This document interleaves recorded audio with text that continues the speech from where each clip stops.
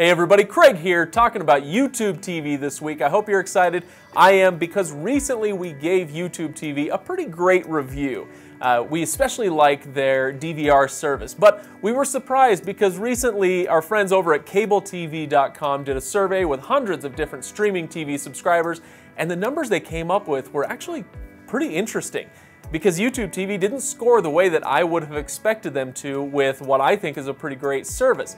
It's not that their scores were bad, but their general satisfaction score had them lagging behind a lot of their major competitors, which, again, I was pretty surprised by. So we thought now would be a great time to dig back into YouTube TV, see what sort of changes maybe have been made, what the state of YouTube TV is, whether they're growing, whether they're making money, and why you might actually care about that.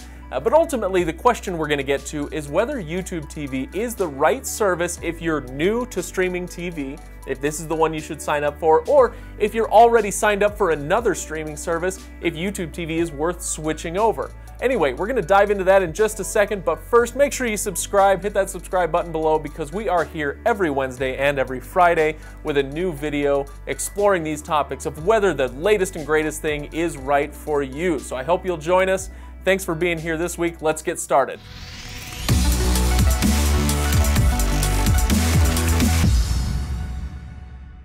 All right, now let's start with the history of YouTube TV, which isn't all that long. They only started a year and a half, 2 years ago. But let's go over here and take a look.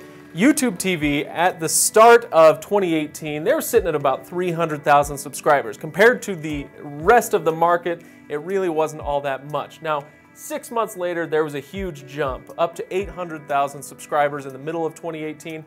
Again, most of the market is still growing also at this point, so maybe that isn't so impressive, and most of that growth comes from expanding to new markets. There was a lot of expansion in the beginning of 2018, but now we get to the beginning of 2019, and we've kind of flatlined a little bit for YouTube TV. We don't have hard numbers because Google doesn't give those to us, but now we're looking at between 800,000 and 1 million. Let's just say it's 1 million for simplicity's sake. There isn't a lot of growth compared to what they were seeing in 2017 and the early part of 2018. And the question is why? As the rest of the streaming TV market is growing almost exponentially, YouTube TV is, if they're growing at all, not going as fast as I'm sure they would like to. And why is that? Well, I don't know all the reasons, I don't pretend to be an expert on this, but there is at least one thing that I could point to, and it's the naming convention. It makes a lot of sense if you have a property like YouTube. Everybody knows what YouTube is, you just capitalize on that name, right? But what's the difference between YouTube and YouTube Premium and YouTube TV? I mean, I know because I'm paid to know, and you might know because you're a wonderful, savvy person.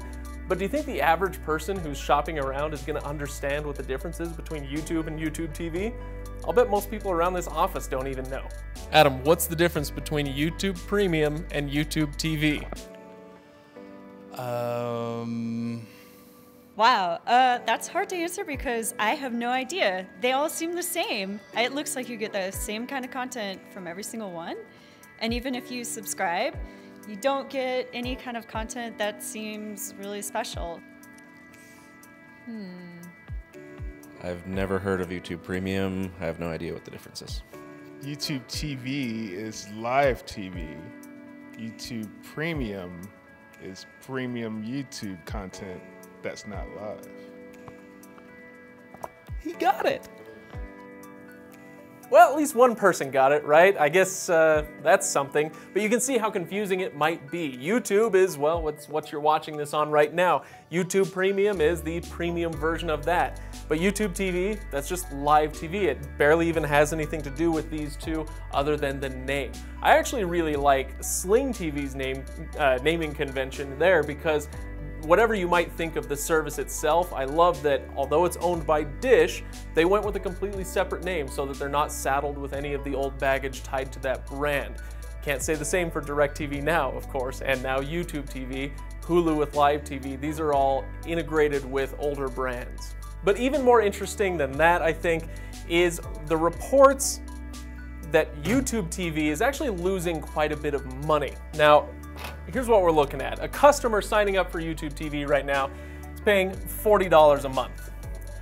YouTube TV, to get all those channels that you're watching, they are paying $45 to all of those channels to get that content for you. Now, if you're really good at math, like me, you'll understand that 40 minus 45 means that YouTube TV is losing $5 of profit every month for every customer. Now, $5 may not seem like that much, but obviously you times that by, say, 1 million YouTube TV subscribers, and again, if you're really great at math, $5 million that YouTube TV is losing every month for those subscribers. Now, you may be saying to yourself, hey, it's Google, who cares, they can take that loss. And you're probably right, for a while they can do that, it's Google. But do you really think that they got rich by holding on to entities that are losing that much money on a monthly basis? No, of course not. And so that's not going to be the case here either. Now, why does this matter for you? Well, in a word, it matters because of stability. Again, not for Google. Google is going to be just fine, but stability for you. Because what is coming up in the future? That's a big question here. There are a few options that Google's going to have to get this number to 0 or above. They can run commercials, their own commercials on top of the commercials you're already watching on live TV. They could raise prices. A lot of services do this. Sling TV recently, I think in 2018, late 2018, they raised their base package from 20 to 25 bucks a month.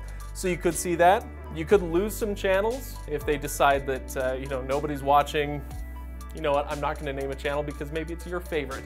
But if not enough people are watching certain channels, they could drop those and maybe lower what they're paying to bring the service to you.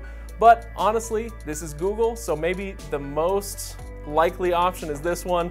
They are selling your metadata. As you're using YouTube TV, Google will be selling that data to whoever wants to market to you using that. If that doesn't bother you, great. If it does, I'll bet that they're going to be doing that. All right, now that all the academic stuff is out of the way, now we can get to whether we recommend YouTube TV for you, whether it's going to be worth it for you. And there are two questions that we want to ask. The first one is super basic, and that is, what device are you going to be using to watch it? Because frankly, if it's an Amazon Fire device or if it's a PlayStation, then forget about it. Neither of these devices work. These companies don't play well together, and so you can't download the YouTube TV app on those devices. Now, if you know you're going to be able to download the app, now we get to the question of whether you should. And I would say if you are already streaming TV with another service provider, maybe it's Sling TV, maybe it's DirecTV Now, maybe it's Hulu, if you already have one of those, then I think YouTube TV is probably not going to pull you over, except in maybe a couple of really specific circumstances.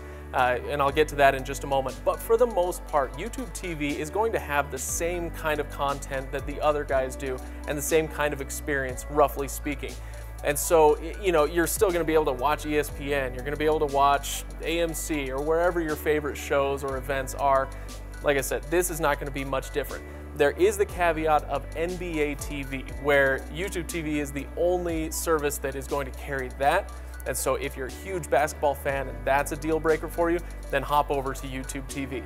Otherwise, if you're on a different service like Philo or PlayStation View, those are fine in and of themselves, but I do think that per dollar, YouTube TV is going to have the better value, so I might switch over from those. Now, the other question is whether you are not signed up for any service at all.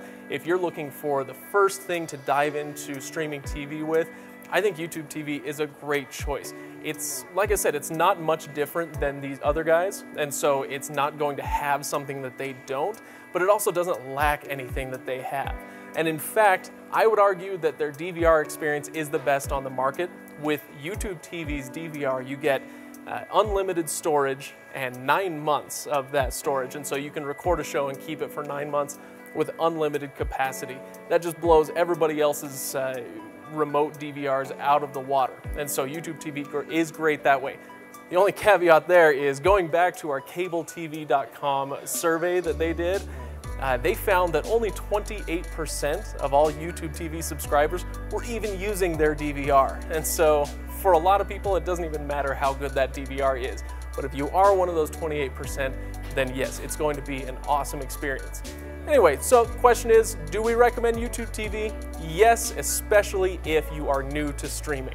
So that's our take on YouTube TV, but of course we want to hear yours as well. Whether you're a current subscriber or somebody who is thinking about it and looking into it, hit those comments below and let us know what you think. Next week we're going to be talking about Sling TV. This will be an interesting one because the question here is, what happened? We love Sling TV, but something seems to be slipping. So we're going to be digging into that next week. Make sure you join us. Hit that subscribe button, and the bell icon next to it will notify you right when we post that next Wednesday. In fact, we have new videos every Wednesday and every Friday, so make sure you join us then. Give this video a like if it was helpful to you. Thanks for watching, everybody, and we'll see you next week.